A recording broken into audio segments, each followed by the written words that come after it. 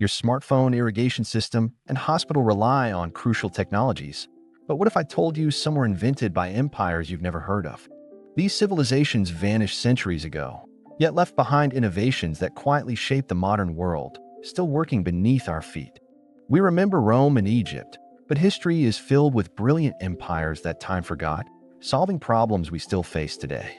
They mastered feeding cities, moving water through deserts, and organizing trade across continents. Many solutions are still working right now. Let's journey to the Andes Mountains in Bolivia, where the air is so thin you can barely breathe, nearly 4,000 meters above sea level. From 500 to 1100 CE, the Tiwanaku people faced an impossible challenge: how to grow food where frost kills crops almost every night. Their ingenious answer? Raised agricultural fields called sucacalas, rectangular platforms of soil surrounded by water-filled canals.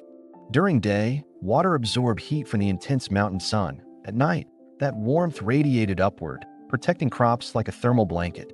The results were staggering. Traditional farming at that altitude yields about 2.5 tons of potatoes per hectare. Sucacalas yield 21 tons, nearly 9 times more food.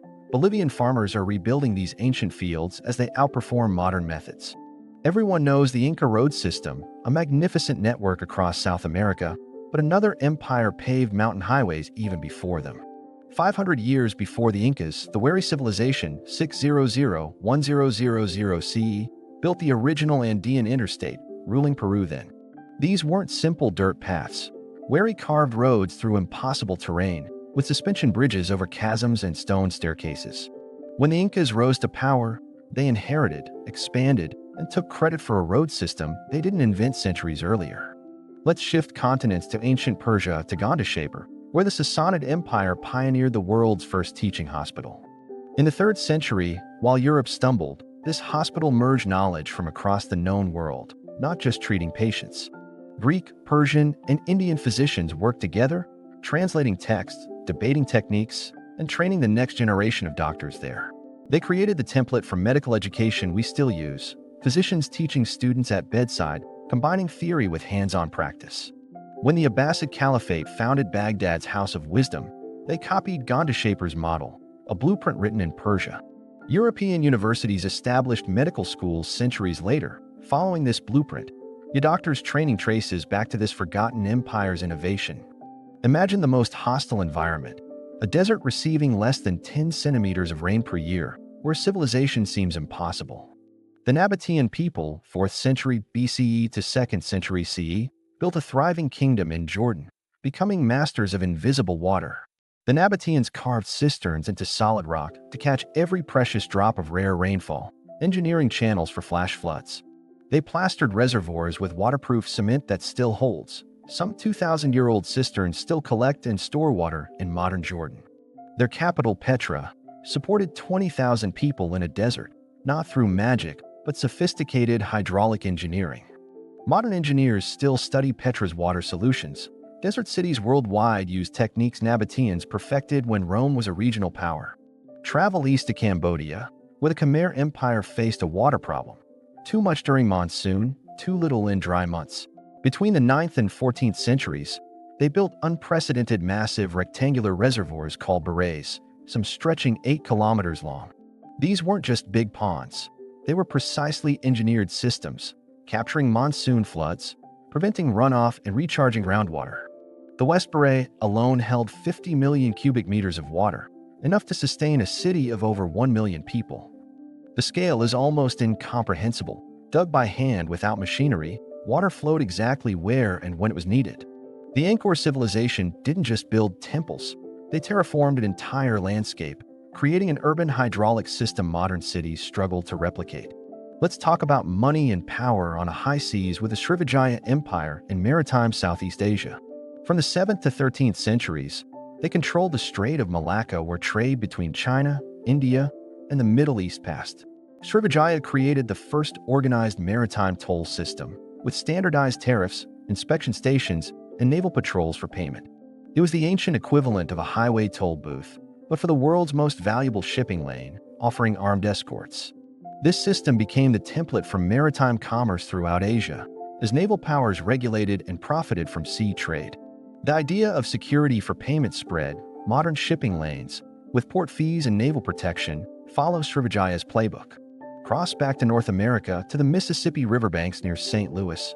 Cahokia civilization built something extraordinary there. Between 900 and 1200 CE, they erected a massive wooden circle to track the sun's movement across the sky yearly. This wasn't primitive astronomy. The Cahokia wood hinge consisted of enormous red cedar posts positioned with mathematical precision. Farmers used it to determine planting and harvest times, while religious leaders scheduled ceremonies around celestial events, creating a solar calendar. This solar calendar was built into the Mississippi Valley landscape. Modern reconstructions show alignment error less than 1 degree. This stunning achievement, without metal tools or written mathematics, shaped agricultural societies across the Central Plains for generations. Journey back to the humid Mekong River Delta, where the Funan civilization engineered something extraordinary, 1st to 6th centuries. They built mainland Southeast Asia's first large-scale canal network, transforming swampland into productive agricultural territory, connecting inland settlements. These weren't simple irrigation ditches. Funan's canals were major hydraulic arteries, wide enough for trading vessels to navigate inland. They controlled flooding, drained marshes, and created a transportation grid linking communities across hundreds of kilometers, civil engineering unseen. This system allowed Funan to dominate trade between India and China for centuries, becoming the commercial hub of ancient world maritime routes. Later empires, including Khmer, expanded on Funan's hydraulic principles, but the original innovation belonged to these forgotten Delta engineers. Fast forward to 15th and 16th century West Africa, where the Songhai Empire controlled an area larger than Western Europe. Their enduring legacy wasn't conquest, but knowledge infrastructure. Timbuktu scholars developed an organized manuscript circulation network rivaling Europe. Hundreds of thousands of manuscripts on astronomy, mathematics, medicine, law, and theology were copied, cataloged, and distributed. This systematic knowledge preservation had protocols for lending, copying, and authentication, ensuring accuracy across generations via private libraries. Many manuscripts survive today, hidden in family collections across Mali, proving medieval Africa had vibrant intellectual networks. The Songhai system kept learning alive through political turmoil and climate crisis, a testament to the power of organized scholarship. Finally, number 10 brings us to an innovation so fundamental we barely notice it: standardized weights, developed by the Mali Empire.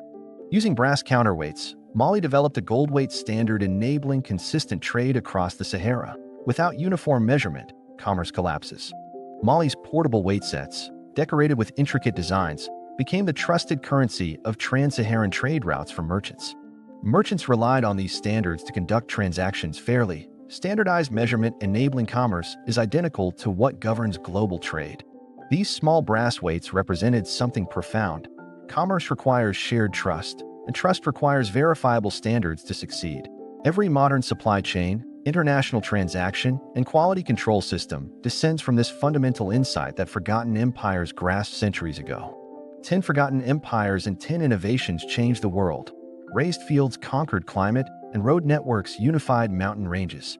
Teaching hospitals merged medical traditions. Desert water systems turned stone into fertile land, supporting megacities in monsoon forests. Maritime toll systems organized oceanic commerce. Solar calendars tracked celestial precision. Hydraulic networks transformed swamps into civilization.